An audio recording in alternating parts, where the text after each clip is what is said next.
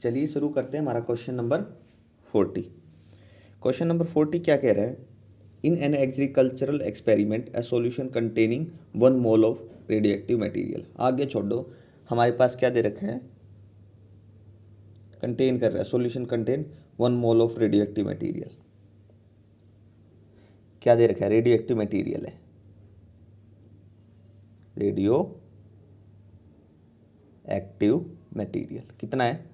1 मोल।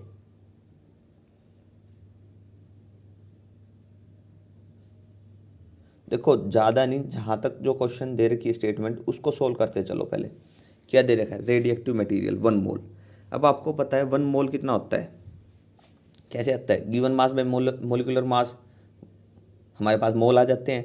तो हम यहाँ से नंबर ऑफ पार्टिकल, ये क्या बात कर रहा है इनिशियली, तो हमारा एन नोट या एन बोलो एक बार, तो n naught that's will be equal to किसके इक्वल होगा? Given mass by molar mass. तो ये तो हमें दे रखा है 1 मोल, इससे आया सॉल्यूशन 1 मोल।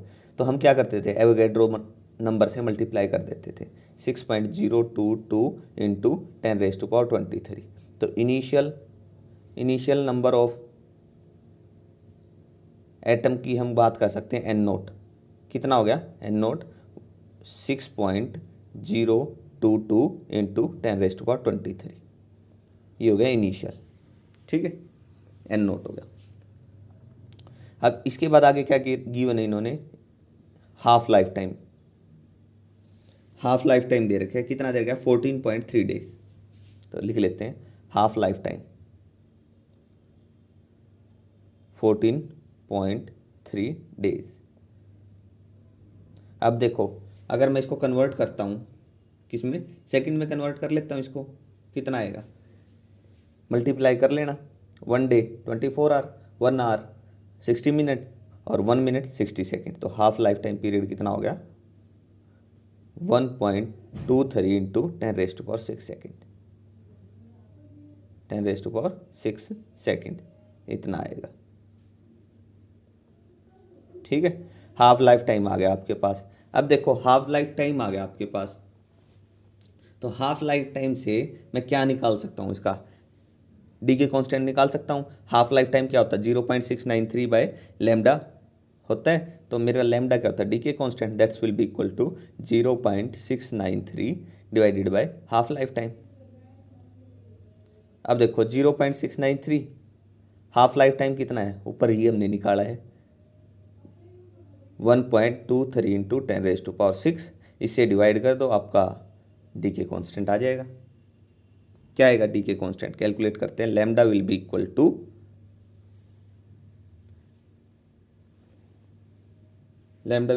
0.56 इंटू 10⁻6 सेकेंड इनवर्स। देखो कंसेप्ट सही चल रहे हैं, आप कैलकुलेशन क्रॉस चेक करते रहना, कहीं गड़बड़ हो तो मेरे को भी बताना। ठीक है, थोड़ी बहुत मिस्टेक हो सकती है कैलकुलेशन वगैरह में। ठीक है, देखो इतना हो गया। इसके बाद हम आगे क्वेश्चन देखते क्या है। Was injected into the root of a plant, the plant was allowed 70 hour to settle down. कितने टाइम दे रखा है? 70 hour to settle down, t दे दिया 70 आवर। अब देखो 70 आवर दे रखा है, तो 1 आवर कितना होता है? 60 मिनट, और 1 minute will be equal to 60 second. तो टाइम कितना आ गया? T is equal to, calculate कर लो, ये आ गया 2.52 इंटू 10⁻5, इतना आ गया। तो देखो सेकंड में कन्वर्ट हो गया। चलिए इतना आ गया। उसके बाद आगे क्या कह रहा है? आगे कह रहा है ये the plant settle down and then activity was measured in its fruit. Fruit में एक्टिविटी मेजर की गई है। एक्टिविटी निकाल लेते हैं किसकी? A activity in fruit, F लिख लेता हूँ मैं फ्रूट की। एक्टिविटी क्या होती है? A will be equal to A naught e⁻⁻ का लैम्डा टी, यही होती है एक्टिविटी। अब देखो इस एक्टिविटी पे जाने से पहले हमें क्या पता होना चाहिए? हमें पता होना चाहिए ए नोट, इनिशियल एक्टिविटी क्या थी। तो देखो हमें पता है ए इज इक्वल टू किसके इक्वल होता था? एन लैम्डा होता था। ठीक है, तो ए नोट किसके इक्वल होगा? A naught will be equal to N naught lambda के इक्वल होगा।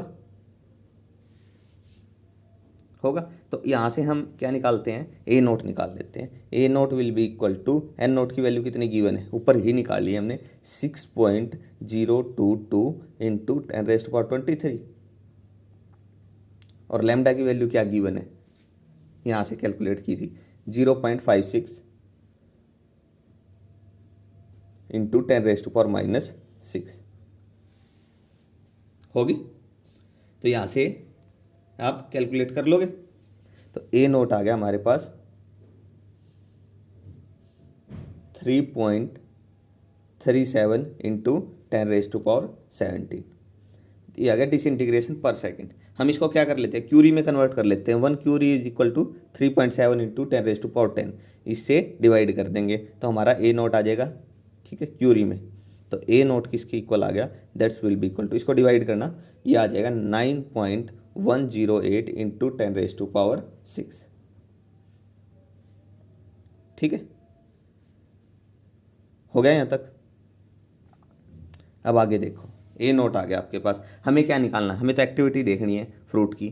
तो एक्टिविटी पे बात करते हैं अब। A activity of fruit, that's will be equal to, A naught की वैल्यू कितनी आई है, यहाँ देख लो, ए नोट की वैल्यू आई है 9.108 into 10⁻6 e raise to power minus, lambda की वैल्यू कितनी है, ऊपर देख लो, 0.56 इंटू 10⁻6, और टी की वैल्यू क्या है वो है 2.52 इंटू 10⁻5। करो यहाँ से कैलकुलेशन वगैरह तो कर लोगे। तो इसकी कैलकुलेशन जब हम करते हैं तो हमारे पास क्या आता है,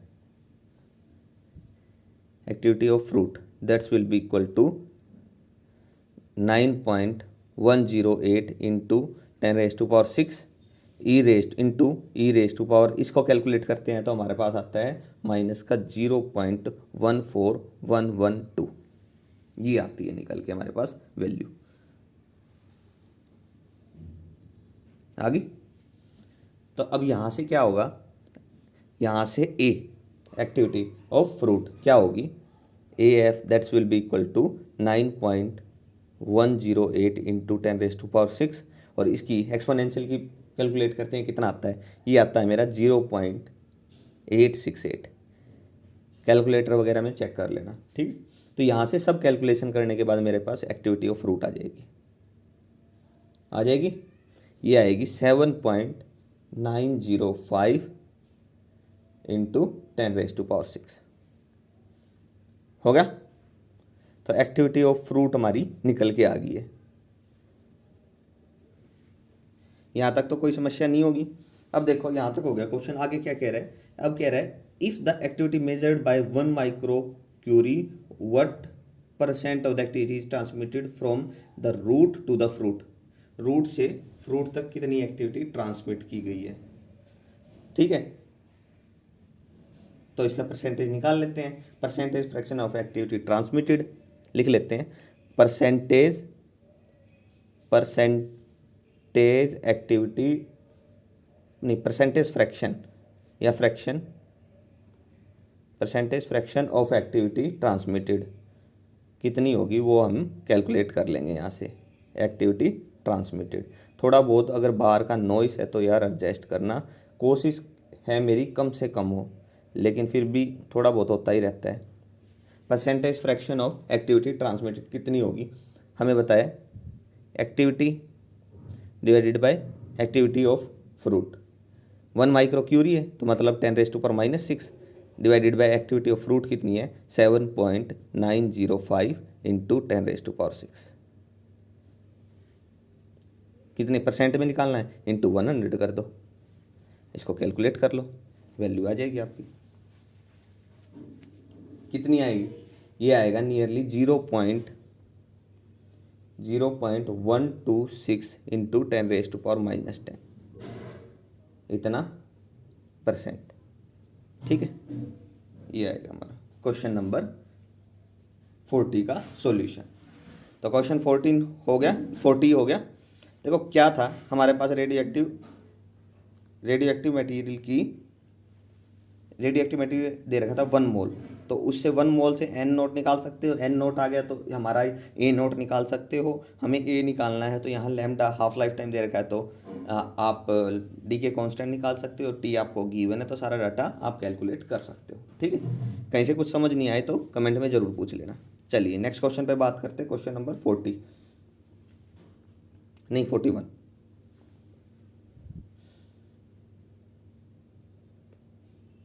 क्वेश्चन 41 क्या कह रहे हैं देखो, अ वेसल ऑफ वॉल्यूम, एक वेसल है जिसका वॉल्यूम कितना दे रखा है 125 सेंटीमीटर क्यूब, वॉल्यूम दे रखा है 125 सेंटीमीटर क्यूब। उसके बाद contain tritium, half life time दे दिया कितना 12.3 ईयर, तो हाफ लाइफ टाइम दे रखा है 12.3 ईयर, ईयर इस बार। ठीक है, और आपको दे रखा है एट 500 केल्विन पास्कल, प्रेशर दे रखा है 5 × 10⁵ पास्कल, एंड टी दे रखा है 300 केल्विन। ठीक है, ये डाटा गिवन है, हमें कैलकुलेट क्या करना है, calculate the activity of the gas, gas की एक्टिविटी कैलकुलेट करो। ठीक है, तो सबसे पहले देखो हमारे पास हाफ लाइफ टाइम दे रखा है तो आप लैम्डा निकाल सकते हो। सबसे पहले हम यहाँ बात कर लेते हैं, हाफ लाइफ टाइम है 12.3 ईयर। अब हाफ लाइफ टाइम को सबसे पहले क्या करो, सेकंड में कन्वर्ट किया, तो हाफ लाइफ टाइम कितना आ गया, यहाँ से सेकंड में कन्वर्ट करने के बाद आ गया 3.878 × 10⁸ सेकेंड इनवर्स। ठीक है, कैसे किया आपको पता चल ही गया होगा, 1 ईयर मतलब 365 days, 1 day 24 hour, 1 hour 60 minute, 1 minute 60 second, हो गया कन्वर्ट, मल्टीप्लाई कर लो सबको, आ गया। अब हमें क्या चाहिए, हमें डी के कांस्टेंट चाहिए लैम्डा। ठीक है, लैम्डा किसके इक्वल होगा, half life time 0.693 divided by half life time, half life time कितना दे रखा 3.878 × 10⁸ कर लोगे कैलकुलेट, आपके पास डी के कांस्टेंट आ जाएगा। क्या आएगा यहाँ से बताओ, डिवाइड करके 0.178 × 10⁻⁻8, इतना सेकंड इनवर्स, ये आ गया मेरा डी के कांस्टेंट। अब दो डाटा आ गया मेरे पास। ठीक है, मैं बुक से लिखूंगा इन डाटा को जो मैंने ऊपर स्टेटमेंट लिखी, क्योंकि हमें पेज पलटना पड़ेगा।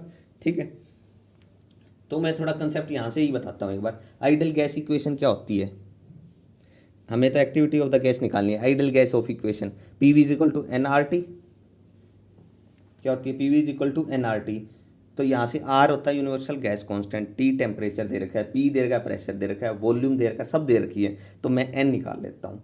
ठीक है, N आ गया, तो यहाँ से N आने के बाद नंबर ऑफ ट्रिटियम एटम निकाल लेंगे, N निकाल लेंगे, तो N वो क्या होगा, जो हमारा N आएगा उसको एवोगैड्रो नंबर से मल्टीप्लाई कर देंगे तो N आ जाएगा हमारा, N आ गया। अब देखो हमें तो एक्टिविटी निकालनी थी, A = N लैम्डा होती है, N आ गया, लैम्डा हमें निकाल ही रखा है, क्वेश्चन सोल्व, आ गया समझ। चलिए नेक्स्ट पेज पे बताता हूँ, आगे लिखूँ क्या क्या निकाल लिया था हमने, या समझ जाओगे पीछे से ही, पीछे से देख लेना, ना आए तो पूछ लेना। अब देखो हम वैसे लिख लेता हूँ मैं एक बार, हाफ लाइफ टाइम कितना आया था मेरा, हाफ लाइफ टाइम आया था मेरा 3.878 × 10⁸ सेकेंड इनवर्स, ये था मेरा हाफ लाइफ टाइम।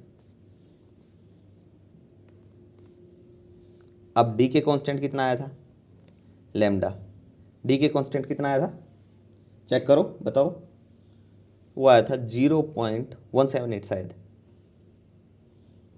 10⁻⁻8। ठीक है, इतना आया था सेकेंड इनवर्स, ये आया था सेकेंड इनवर्स, और ये सेकेंड थी, हो गया। डी के कांस्टेंट हो गया, हाफ लाइफ टाइम हो गया, दो डाटा हमने निकाल लिए थे।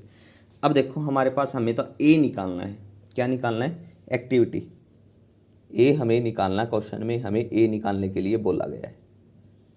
ठीक है, अब देखो हमारे पास आइडियल गैस इक्वेशन दे रखी है, क्या होती है, हम लिखते हैं एक बार ideal gas equation. Ideal gas equation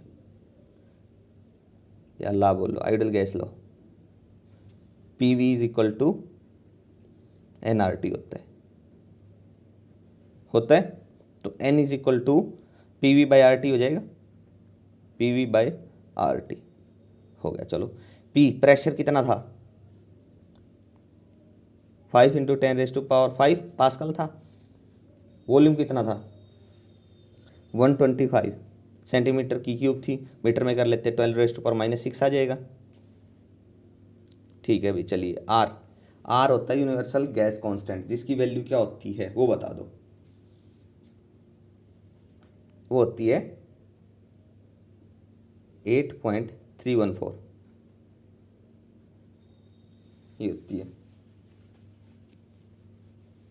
ठीक है, और टेम्परेचर कितना है, 300 केल्विन।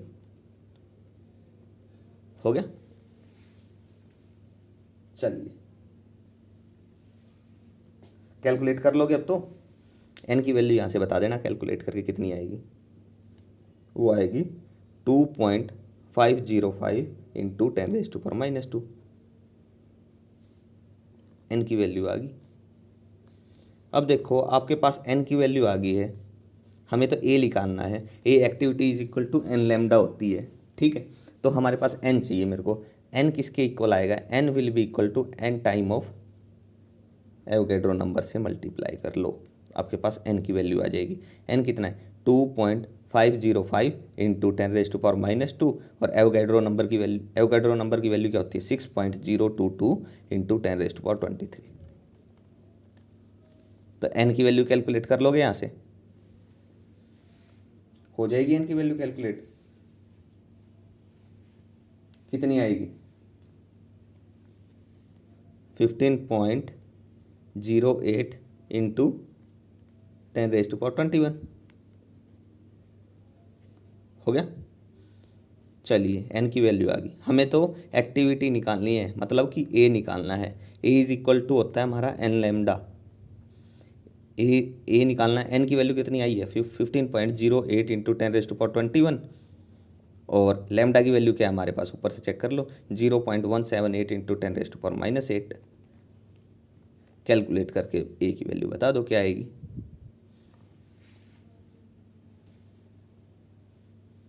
कर लोगे, ये आएगी 2.68 इंटू 10⁻13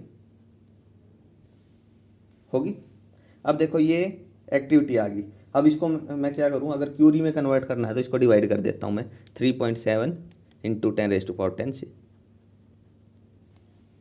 तो किस में हो जाएगी, क्यूरी में। तो ए किसके इक्वल होगी, यहाँ से आप बता दोगे, ये नियरली आएगी 724.32 क्यूरी होगी। एक्टिविटी ही निकालनी थी हमने, वो हमने निकाल ली है। ये था मेरा क्वेश्चन नंबर 41। हो गया 41। देखो कहीं से कुछ समझ नहीं आया तो आप कमेंट में ज़रूर पूछना उस चीज़ को हमारे से। अब देखते हैं हमारा question number 42।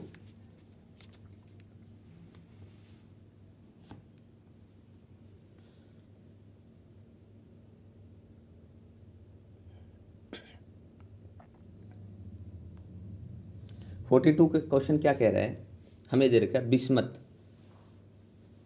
Bismuth 83-212 can disintegrate either by emitting an alpha particle और by emitting an beta particle. देखो बिस्मथ डी क्या हो रहा है, सबसे पहले लिख ही लेते हैं हम।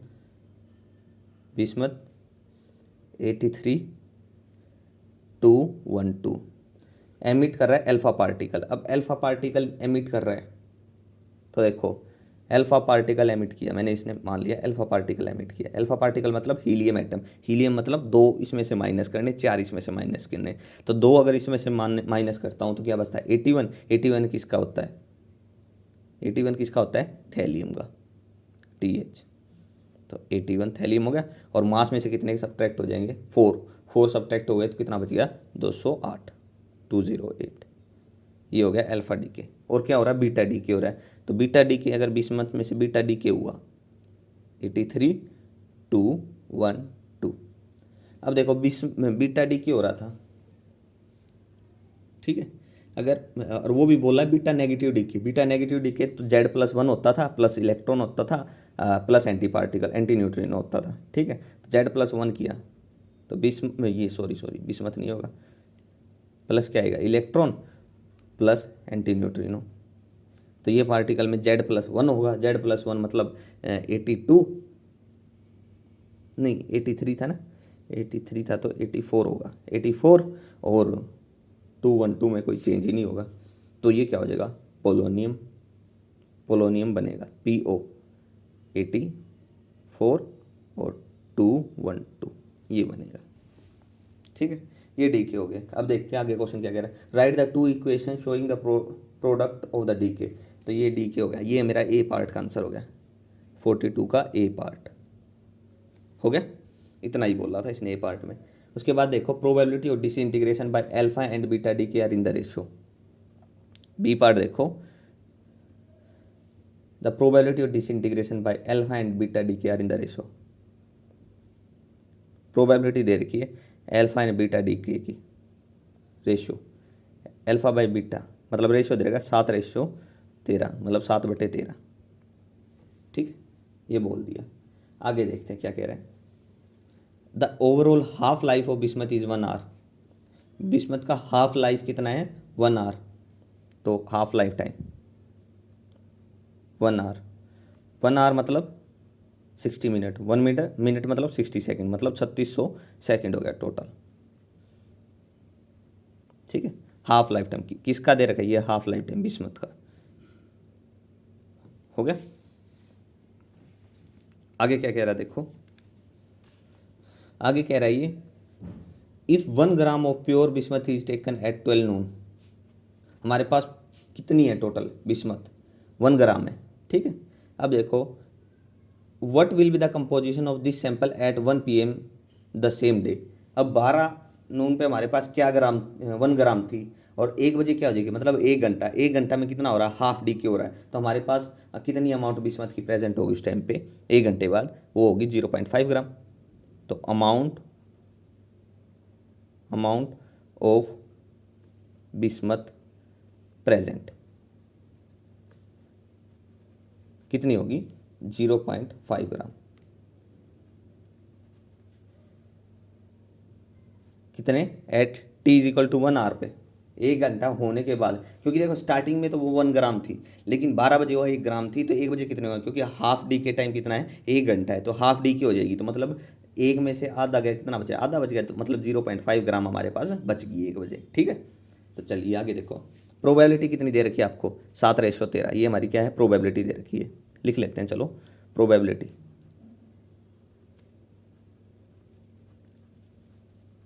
कितनी है, 7/13, ठीक है।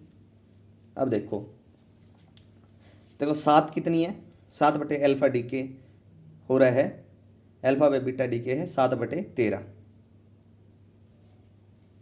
यही बोला है। देखो the probability of disintegration by alpha and beta D के are in the ratio 7/13।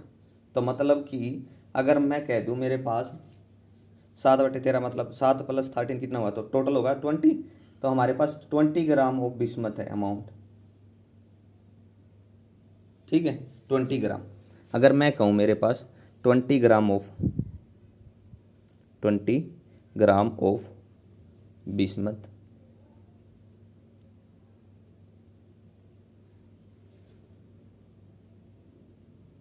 Bismuth और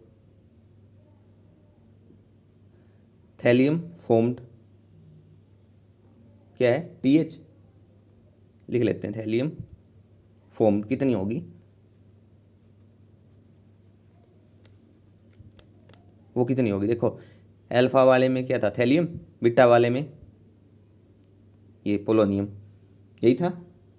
तो देखो 20 gram of bismuth, thallium formed 7 ग्राम, 7/13 दे रखा है ना अल्फा में, तो 7। तो 1 ग्राम में कितना होगा? अब 1 gram of bismuth, 1 gram of bismuth में थैलियम कितना फॉर्म होगा? 7/20, यही हो जाएगा। अब 7/20 होगा, इतना फॉर्म हो गया भाई थैलियम। लेकिन सबसे पहले हमारे पास है कितना? 1 बजे, 1 बजे मेरे पास है 0.5 ग्राम। तो अमाउंट ऑफ थैलियम प्रेजेंट, तो हम लिखेंगे amount of TL present in 0.5 ग्राम, 0.5 ग्राम कितनी होगी? इससे मल्टीप्लाई करो, 7/20 को 0.5 से मल्टीप्लाई कर लो, आ जाएगी। तो दोबारा देखो, अगर मैं कहूँ 7/13 है तो मतलब टोटल 20 ग्राम ऑफ बिस्मथ है मेरे पास मान लो, तो उसमें थैलियम कितनी फॉर्म हो रही है? 7 ग्राम। तो हमारी 1 ग्राम में कितनी होगी? 7/20। तो हमें कितना, हमारे पास है कितनी अमाउंट प्रेजेंट उस टाइम पे 1 बजे? 0.5 ग्राम है। तो amount of thallium present in 0.5 ग्राम में कितनी होगी? उसमें से थैलियम कितनी हो सकती है? कंपोजिशन बतानी है ना क्वेश्चन में हमें, what will be the composition of the sample at 1 PM। तो हमारे पास बिस्मथ तो होगी 0.5 ग्राम।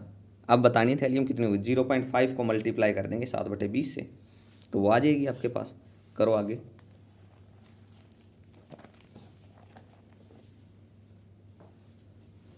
क्या होगा? ये आ जाएगी 7/20 गुना 0.5। कर लोगे कैलकुलेट? ये आ जाएगी हमारे पास TL that's will be equal to 0.175 gram. ये मेरा आंसर हो गया। ठीक है, वो कितनी है? 0.5 ग्राम। थैलियम कितनी है? 0.175 ग्राम। अब हमें बात करनी है किसकी? पोलोनियम की, जिसमें बीटा डी की, वो भी तो रेशियो दे रखा है। तो हम बात कर लेते हैं अब 20 gram bismuth in 20 gram of bismuth, लिख लेते हैं इन 20 ग्राम ऑफ बिस्मथ में कितना पोलोनियम फॉर्म होता है? पोलोनियम फॉर्म्ड 13 ग्राम। क्या था? 7/13 था, तो ये 13 ग्राम होगा। तो 1 ग्राम में कितना होगा? पोलोनियम कितना फॉर्म होगा? 13/20। आप डायरेक्ट भी कर सकते थे, 0.5 में से इसको सब्ट्रैक्ट कर लेते तो आपके पास आ जाता। तो आप ऐसे भी कर सकते हो। तो हमारे पास 0.5 में कितना बनेगा पोलोनियम PO? वो कितना हो जाए 0.5 में? तो 0.5 इंटू 13/20 बता दोगे यहाँ से कैलकुलेट करके? ये आ जाएगा PO that's will be equal to, polonium will be equal to 0.325 ग्राम।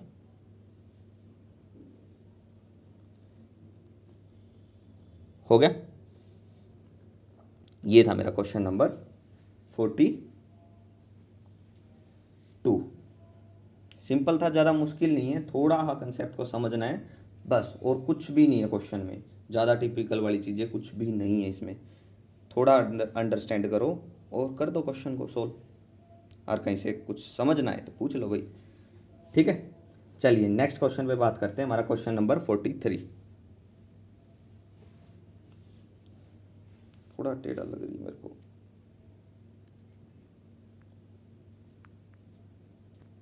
चलिए देखो,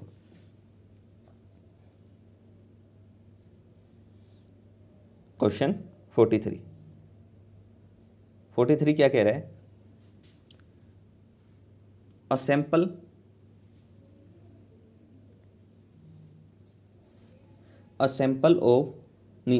contain a mixture of Ag110, और Ag मतलब कि Ag क्या है यहाँ पे? सिल्वर।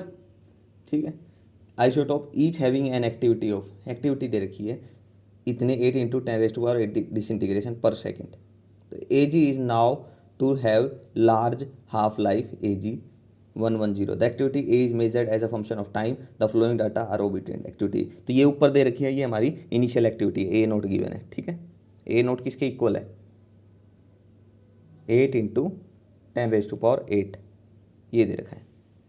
ठीक है, अब A पार्ट लेते हैं हम इसका। Plot natural log of A/A0 versus time.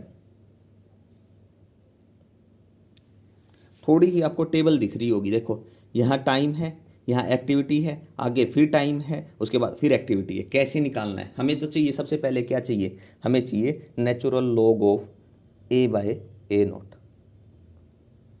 A by A naught चाहिए। ए नोट तो आपका फिक्स हो गया, ए नोट तो फिक्स हो गया।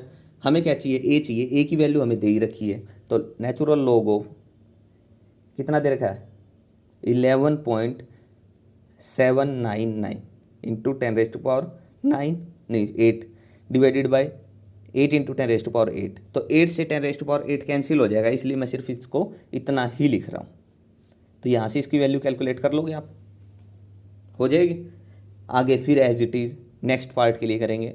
Natural log of A by A naught that's will be equal to natural log of क्या दे रखा है? 9.1680 डिवाइडेड बाय 8। वो तो चेंज नहीं होना, वो फिक्स है ए नोट, ठीक है। तो उसकी वैल्यू भी आ जाएगी सेम एज इट इज। जितनी वैल्यू है सब की वैल्यू निकालनी है, ठीक है। और इनका टाइम दे रखा है, तो फिर आगे क्या करना है उसके बाद आप क्या करोगे? हमारे पास टाइम गिवन है,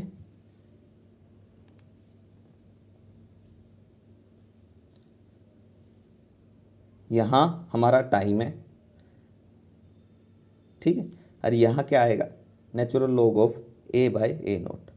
इसका ग्राफ बनाओगे सब वैल्यू को रिप्रेजेंट करके। ना समझ में आए, कुछ सोल्व ना हो तो ज़रूर पूछ लेना, ऐसे ही सोल्व होगा। मैं आपको आइडिया दे रहा हूँ, ऐसे इस चीज़ को हम करेंगे, ठीक है। अब देखो यहाँ से अगर कैलकुलेट करेंगे वैल्यू, तो इसका एक डाटा आएगा, उसकी लाइन ऐसे आएगी, ठीक है। ऐसे ग्राफ आएगा इसका, मतलब यहाँ कुछ वैल्यू होगी, यहाँ कुछ वैल्यू होगी, यहाँ इनकी रिप्रेजेंटेशन बता रहा हूँ बस मैं, ठीक है। ऐसे कुछ होगा ग्राफ, ठीक है। हो गया। तो पहले हमें ग्राफ रिप्रेजेंट करना था। उसके बाद क्या कह रहा है सेकंड पार्ट, बी पार्ट में, see that for large value of time the plot is nearly linear, deduce the half life of AG108 from this portion of the plot. Half life time बताना हमें, half life time किसका? AG108 का क्या बताना है? ए part था ऊपर, ये बी पार्ट है। Deduce half life of AG108 from this portion, तो इससे क्या निकालना? हाफ लाइफ टाइम, ये निकालना अभी, ठीक है। ऊपर देखो हमारे पास ए क्या होता है? सबसे पहले मैं ए की बात करूँ, एक्टिविटी की। क्या होता है A is equal to A naught e raise to power minus lambda t होता है। A is equal to A naught e raise to power minus lambda t होता है। हो गया। आपके पास ए दे रखा है, ए नोट है, तो A is equal A by A naught that's will be equal to e raise to power minus lambda t, taking log on both side, तो natural log of A by A naught that's will be equal to minus lambda t. तो देखो natural log of A by A naught, जहाँ straight line है वहाँ से ये निकाल लोगे, ठीक है। आपके पास टाइम गिवन है, तो यहाँ से अगर मैं लैम्डा की बात करूँ, it implies lambda will be equal to natural log of A by A naught. ये वैल्यू आपके पास होंगी और टाइम भी आपको नीचे रिप्रेजेंट कर रखा है, ठीक है। हो गया। Natural log of A by A note और टी ये आ गया। तो यहाँ से आप लैम्डा निकाल सकते हो, लैम्डा आ जाएगा, मतलब डी के कॉन्स्टेंट आ जाएगा। डी के कॉन्स्टेंट आ गया तो हाफ लाइफ टाइम आपका क्या होता है? 0.693 बाई लैम्डा, ये आ जाएगा हाफ लाइफ टाइम। ऊपर से देखो हर स्टेप को कैसे रिपीट करना, कैसी चीज़ों को निकालना है, ठीक है। 2 पॉइंट ले लेना, यहाँ उनका दोनों का डिफरेंस आ जाएगा। दोनों का डिफरेंस क्या है? दो में चेंज कितना आ रहा है, वो डिवाइडेड बाई टाइम में कितना चेंजेस है वो ले लो, उससे आप लैम्डा आ जाएगा, लैम्डा से आप हाफ लाइफ टाइम निकाल दोगे। तो ये था मेरा बी पार्ट, ठीक है। जैसे कई बुक वगैरह में इसका सॉल्यूशन आप डायरेक्ट वैल्यू उठा रखी है उन्होंने, आप वैसे भी कर सकते हो, लेकिन मैं तो थोड़ा कंसेप्चुअल चल रहा हूँ, इस चीज़ को थोड़ा आप इसी वे से करना। बाकी आपकी मर्जी, आपको जैसा ठीक लगे वैसे कर लेना, ठीक है। चलिए बी पार्ट हो गया, इसी का सी पार्ट देखते हैं अब क्या कह रहा है। सी पार्ट क्या है? Use the half life of AG108 to calculate the activity corresponding to 110 AG in the first 50 second. Activity निकालनी है किसके लिए, 4110 AG के लिए। हमें क्या करना है, हाफ लाइफ टाइम इसका यूज़ करना है।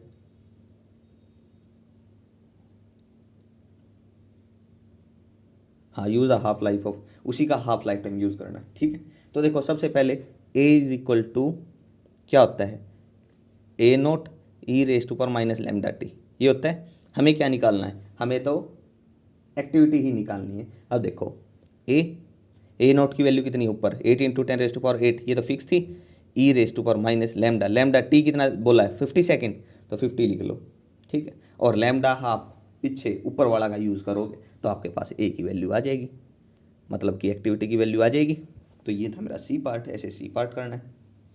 ठीक है, चलिए डी पार्ट देखते हैं अब इसका। Plot natural log of A by A note versus time for AG110 for the 50 second, 50 second के लिए ए बाई ए नोट रिप्रेजेंट कर लो कि ग्राफ रिप्रेजेंट करना है, और फिर find the half life of AG110। ठीक है, हाफ लाइफ फिर निकालना है, कर लोगे सोल्व। सिंपल सी बात है भाई, दो रिलेशन तीन रिलेशन आपके, एक तो हाफ लाइफ टाइम का रिलेशन होता है क्या, 0.693 बाय लैम्डा। ठीक है, ये होता है हाफ लाइफ टाइम के लिए, और एक्टिविटी के लिए क्या है, A is equal to A naught e raise to power minus lambda t. ठीक है, ये दो रिलेशन का यूज़ करके आप हर एक चीज़ को इस क्वेश्चन की निकाल सकते हो।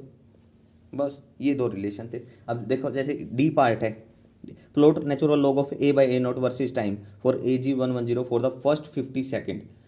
अगर मान लो फर्स्ट 50 सेकेंड में मैं बात करूं, फर्स्ट 50 सेकेंड में हमारे मान लो 20 आ गया, 20 सेकेंड 40 सेकेंड जो भी है, ए निकाल लोगे, इन सब के लिए आप ए निकाल लोगे। अगर 50 सेकेंड तक आपको वैल्यू दे रखी है, ए आ गया 50 सेकेंड तक, तो ए नोट है आपके पास, ए बाई ए नोट मतलब natural log of A by A note निकल गया, और टी आपके पास है ही, तो दोनों को रिप्रेजेंट कर दो। उन दोनों को रिप्रेजेंट करने के बाद ई पार्ट में similar as it is half life time निकालना है, जो ऊपर वाले बी पार्ट में किया है। बस ये था मेरा क्वेश्चन नंबर 43। थी कुछ नई चीज़,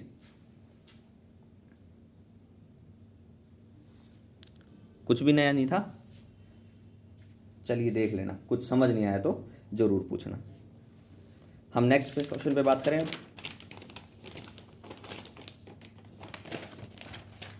देखो आपके ऊपर है, आप कितना करते हो अब। ठीक है, बताना मेरा काम था, वो मैंने बता दिया। अगर कुछ समझ नहीं आए तो कमेंट में ज़रूर पूछ लेना। ठीक है, चलिए नेक्स्ट क्वेश्चन पे बात करते हैं। Question number 44।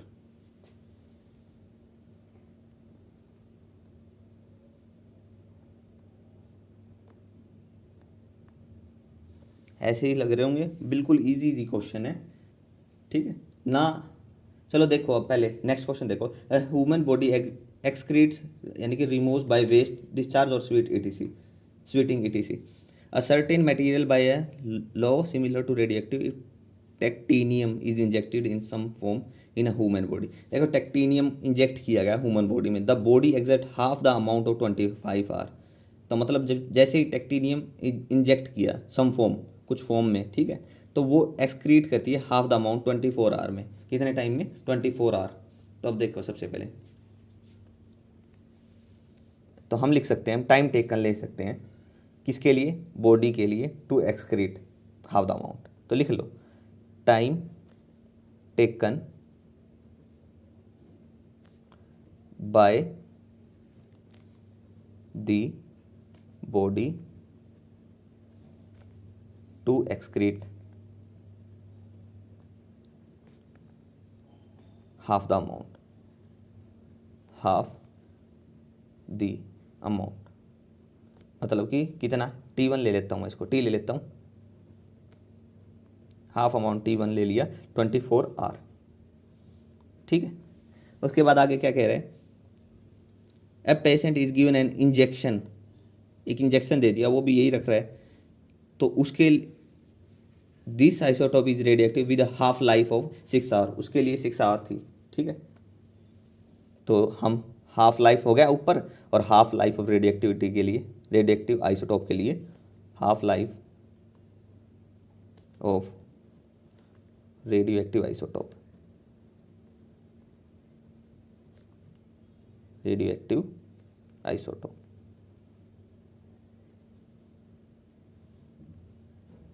कितना होगा, मतलब T2 ले लेता हूँ इसको, T2 that's will be equal to 6R, 6R दे रखा है, T1 24R, T2 6R। तो हाफ लाइफ पीरियड कितना होगा उसका, पहले तो वो निकाल लेते हैं इसके लिए, हाफ लाइफ पीरियड एक बार वो निकाल लेते हैं हम, half life period, half life period. तो देखो दोनों पैरेलली दिए जा रहे हैं, मान ले पहले तो हमें उसको किसी अदर फॉर्म में दे दिया, फिर उसको इंजेक्शन दे दिया जो क्या कर दिया उसका हाफ लाइफ ऑफ रेडियोएक्टिव जिसका 6R है, ठीक है। तो हमारे पास हाफ लाइफ टाइम कितना हो गया, तो पैरेलली देखो 1 बाय हाफ लाइफ टाइम किसके इक्वल होगा, 1 bye T1 plus 1 bye T2, क्योंकि दोनों पैरेलली दिए गए हैं तो हाफ लाइफ टाइम यहाँ से कितना हो जाएगा, T1 इंटू T2 मतलब 24 इंटू 6 डिवाइडेड बाई 24 प्लस 6 हो जाएगा, हाफ लाइफ टाइम आ जाएगा। यहाँ से कितना आ गया, ये आ जाएगा मेरा 4.8R, 4.8R आ गया, हो गया यहाँ तक। उसके बाद आगे इसने क्या किया, the activity from the body just after the injection is 6 micro curie, activity दे दी, कितनी है 6 माइक्रो क्यूरी, ठीक है। How much time will elapse before the activity fall to 3 micro M, तो हमारे पास ए नोट दे दिया इसने 6 माइक्रो क्यूरी, और फिर कह दिया how much time will elapse before the activity fall हो जाए, एक्टिविटी फॉल हो जाए मतलब ए कितनी हो जाए 3 माइक्रो क्यूरी हो जाए। तो how much time will elapse, time बताना आपको। तो देखो A is equal to A naught e raise to power minus lambda t होता है, हो गया इतना। अब यहाँ से देखो ए कितना है 3 माइक्रो क्यूरी, ए नोट कितना है 6 माइक्रो क्यूरी, मतलब 3/6 माइक्रो से माइक्रो कैंसिल, तो यहाँ से 1/2 हो गया e raise to power minus lambda t.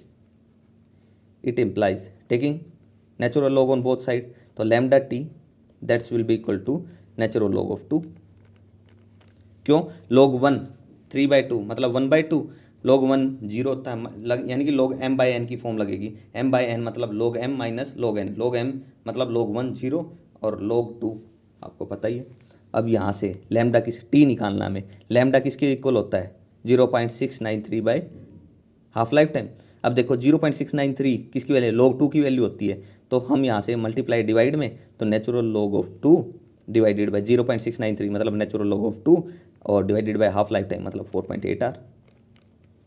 तो यहाँ से लोग नेचुरल लॉग से नेचुरल लॉग कैंसिल, तो टी कितना आ गया 4.8R आ गया।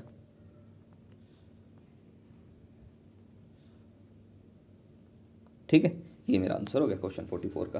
देखो यहीं से कुछ समझ नहीं आया ना, इस पार्ट में कोई चीज़ मिस होगी हो आपको लगा हो, ठीक है, तो वह कमेंट में जरूर पूछ लेना, आप इनको सोल्व कर लेना, मतलब ए इज इक्वल टू सारी वैल्यू है उनको सोल्व करना, ठीक है, कंप्लीट आपका आंसर यही आएगा। ठीक है, मैंने बात की 0.693 वैल्यू लिखते थे ना यहाँ, उसको वो कितना होता है नेचुरल लॉग ऑफ 2 होता है, मैंने डायरेक्ट लिख दिया। ठीक है, चलिए ये था मेरा क्वेश्चन नंबर 44। नेक्स्ट पे आते हैं क्वेश्चन नंबर 45।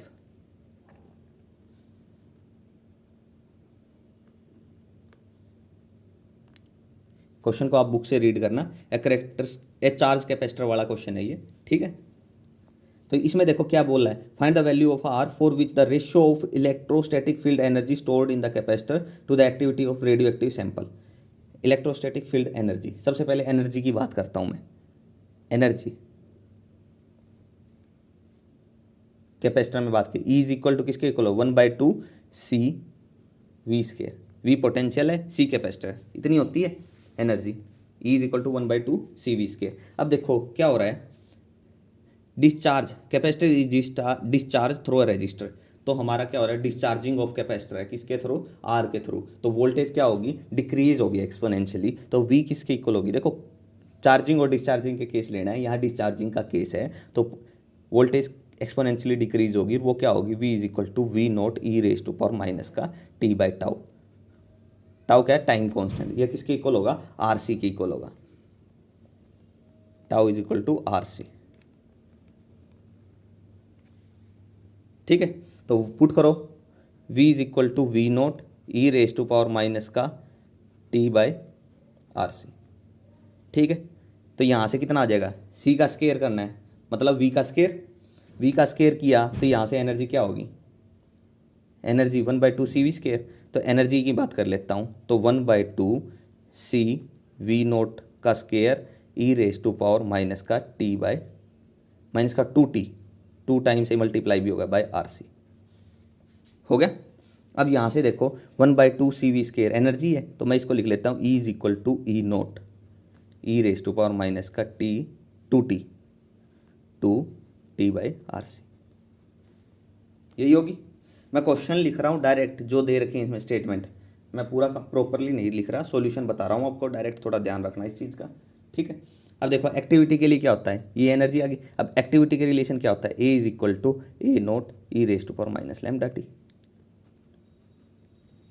ठीक है, हमें क्या बोला था इसने बोला था find the value of R the ratio of electrostatic field energy stored in the capacitor to the activity of the sample remain constant. Energy E by A, ये क्या कह रहा है, ये कांस्टेंट हो, E by A that's will be equal to E note bye A note. क्या है, ई raise to power minus का 2t बाय आर सी, नीचे वाला माइनस का ऊपर जाके प्लस का प्लस लैम्डा टी। ठीक है, अगर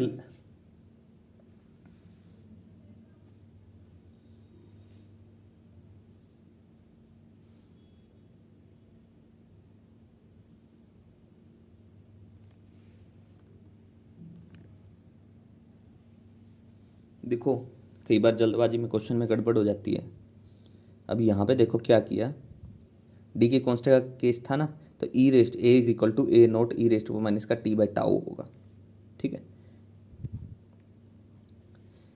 क्यों, क्योंकि charging capacitor capacity discharge through register. ठीक है, इसका केस है, तो एवरेज लाइफ यहाँ टाउ है। ठीक है, डी के तो हाफ लाइफ टाइम है, तो मतलब कुछ डी की हुआ, तो यहाँ पे वो टाउ यूज़ कर रखा है इन्होंने, तो वही यूज़ होगा। अब देखो क्या कह रहा है, हमें क्या करना था इस रेशियो के लिए, ये ई बाय ए कॉन्स्टेंट रहे, तो ये चीज़ जब कॉन्स्टेंट रहेगी, जब ये टर्म जीरो हो जाएगी। ये टर्म जीरो कब हो सकती है, जब यहाँ से 1/टाउ माइनस का 2/RC इक्वल हो जाए जीरो के, क्योंकि टी तो सेम रहेगा। जब ये चीज़ इसके इक्वल हो जाएगी तो ये से ये कैंसिल, ई की पावर 0 1 ख़त्म, तो कांस्टेंट हो जाएगी।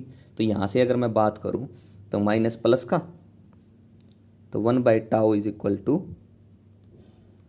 2/RC ये होगी। तो इट इम्प्लाइज, यहाँ से अगर मैं देखूँ तो आर की वैल्यू क्या हो जाएगी, रेजिस्टेंस 2/C।